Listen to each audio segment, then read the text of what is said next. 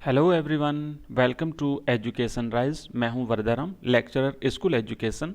आज के इस वीडियो में हम हिस्ट्री के कुछ इम्पोर्टेंट अति लघुत्रात्मक प्रश्न करेंगे जो कि आपके आगामी बोर्ड परीक्षा में बहुत ही महत्वपूर्ण है। यहाँ पर सबसे पहले आप एक प्रश्न देखोगे और उसके बाद में आपको उसका आंसर देना है। कमेंट बॉक्स में आप आंसर लिख दीजिए और उसके बाद में मैं आपको तुरंत ही उसका जो है वो उत्तर बता देता हूँ। ठीक है, तो आइए शुरू करते हैं। यहाँ पर देखेंगे, पहला प्रश्न है, जहां सत्ता पुरुषों के एक समूह के हाथ में होती है उसे क्या कहते हैं। ध्यान से सुनिएगा कि जहां पर पुरुषों का एक समूह हो, है ना, लोगों का, कुछ लोगों का एक समूह हो और वो अगर एक साथ मिलकर के शासन करे तो किसी एक के हाथ में यानी सत्ता नहीं हो तो उसे क्या कहते हैं। तो यहाँ पर थोड़ा सा पैटर्न मैंने चेंज किया है क्योंकि एग्जाम का जो लेटेस्ट पैटर्न है उसमें इस प्रकार के प्रश्न पूछे जाएंगे, या तो अति लघुत्रात्मक प्रश्न आएंगे या फिर रिक्त स्थान आएगा। तो यहाँ पर जहाँ रिक्त स्थान है वहाँ पर आपको भरना पड़ेगा, तो याद रख लीजिए इन प्रश्नों को अच्छी तरह से। तो यहाँ पर लिखना है आपको कि जहाँ सत्ता पुरुषों के एक समूह के हाथ में होती है उसे ओलिगार्की, ना, ओलिगार्की इंग्लिश का वर्ड है ओलिगार्की, समूह शासन जिसे कहते हैं। तो ओलिगार्की कहते हैं, हिंदी में इसे समूह शासन कहते हैं। ओलिगार्की इंग्लिश का वर्ड है।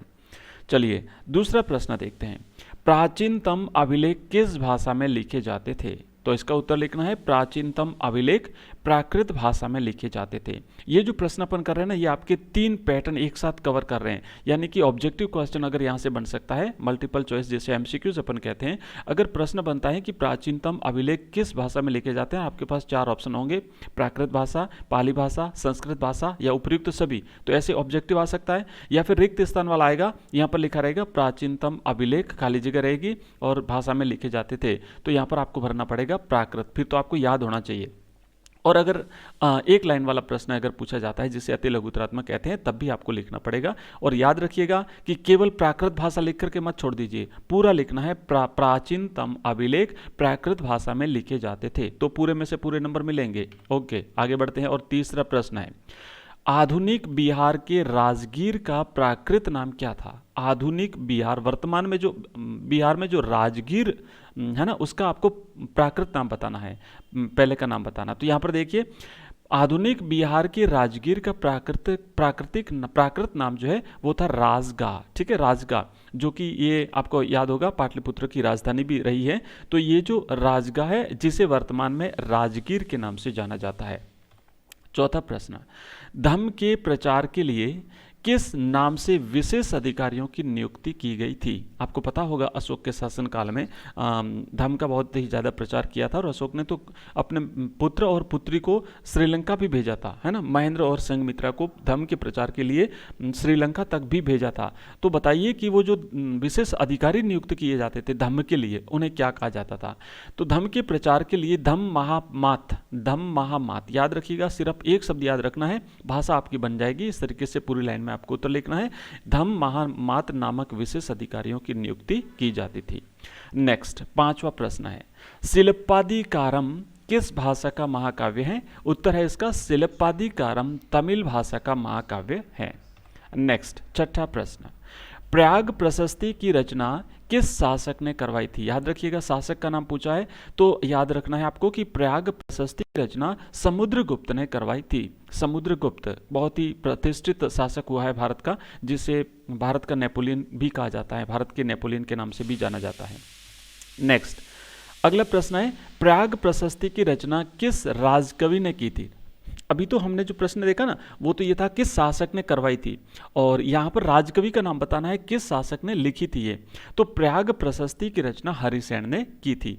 कवि था उस समय कवि तो था हरिसेन, लेकिन शासक था उस समय समुद्रगुप्त। ओके। नेक्स्ट, 8वां प्रश्न, सांची में कौन सी प्रसिद्ध पुरातात्विक इमारत स्थित है। याद अगर है आपको तो तुरंत मैसेज बॉक्स में मैसेज भेज दीजिए, कमेंट बॉक्स में, कि सांची में वो कौन सी प्रसिद्ध पुरातात्विक इमारत स्थित हैं। और अगर आपको याद नहीं है तो देख लीजिए, ये रहा इसका उत्तर, कि सांची में अशोक द्वारा बनवाया गया वृहद तथा प्रसिद्ध स्तूप स्थित है। ठीक है, अशोक का वृहद एवं प्रसिद्ध स्तूप। नेक्स्ट है 9वां प्रश्न, भारत का सबसे आरंभिक धार्मिक ग्रंथ कौन सा है। बता दीजिए आंसर, फटाफट से भेजिए कमेंट बॉक्स में। भारत का सबसे आरंभिक प्राचीन धार्मिक ग्रंथ कौन सा है आपको बताना है। और अगर नहीं पता तो ये रहा, और अगर पता भी है तब भी देख लीजिए, मिलान कर लीजिए। भारत का सबसे आरंभिक धार्मिक ग्रंथ ऋग्वेद है, तो ऋग्वेद को भारत का सबसे प्राचीनतम धार्मिक ग्रंथ माना गया है। नेक्स्ट 10वां प्रश्न, शासकों की प्रतिमा और नाम के सिक्के सर्वप्रथम किस राजवंश के राजाओं ने जारी किए थे? बिल्कुल सिंपल सा क्वेश्चन है लेकिन इंपॉर्टेंट है, परीक्षा में पूछा जा सकता है। बता दीजिए कि शासकों की प्रतिमा और नाम के सिक्के सबसे पहले जो जारी किए थे वो किस राजवंश के राजा थे? फटाफट से भेजिए कमेंट बॉक्स में अपना आंसर और देख लीजिए, मिलान करिए। ये रहा इसका आंसर कि शासकों की प्रतिमा और नाम के सिक्के सर्वप्रथम कुषाण राजवंश के राजाओं ने जारी किए थे। नेक्स्ट, मौर्य शासकों की राजधानी पाटलिपुत्र का वर्तमान नाम क्या है? अभी का जो नाम बताना है आपको, है ना। पाटलिपुत्र जो है ना मौर्यों की जो राजधानी थी, और मगध की भी राजधानी रही हुई है, तो बताना है आपको कि ये जो पाटलिपुत्र इसका वर्तमान नाम क्या है। फटाफट से भेजिए कमेंट बॉक्स में और मिलान करिए अपने उत्तर का। मौर्यों की राजधानी पाटलिपुत्र का वर्तमान नाम पटना है। अगला प्रश्न, हड़प्पा निवासी तांबा कहाँ से मंगवाते थे? और यहाँ पर देखिए उत्तर कि हड़प्पा के जो लोग थे ये तांबा राजस्थान के खेतड़ी अंचल से, अंचल यानी इलाका, प्रदेश है ना, तो ये खेतड़ी जो है राजस्थान में, यहाँ से ये लोग तांबा मंगवाते थे। और अंतिम प्रश्न है, उत्तर हड़प्पा संस्कृति से क्या अभिप्राय है? हड़प्पा संस्कृति का नाम हमने खूब सुना है, यहाँ पर पूछा है उत्तर हड़प्पा यानी हड़प्पा के बाद, जो एक हड़प्पा को दो भागों में विभाजित किया, पूर्व हड़प्पा और उत्तर हड़प्पा।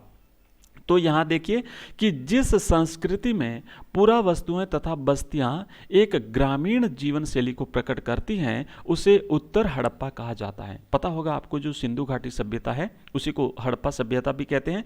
तो हड़प्पा सभ्यता एक नगरीय सभ्यता थी, है ना। वहाँ पर नगर थे, लोग शहरों में रहते थे, नगरों की एकदम उत्कृष्ट वहाँ पर व्यवस्थाएं थी, साफ सफाई थी, नालियाँ थी, सब कुछ था। लेकिन ये जो उत्तर हड़प्पा संस्कृति है ये ग्रामीण बस्तियां यहाँ पर जो है वो देखने को मिलती है, ग्रामीण जीवन शैली यहाँ पर देखने को मिलती है, इसलिए इसे उत्तर हड़प्पा कहा गया है।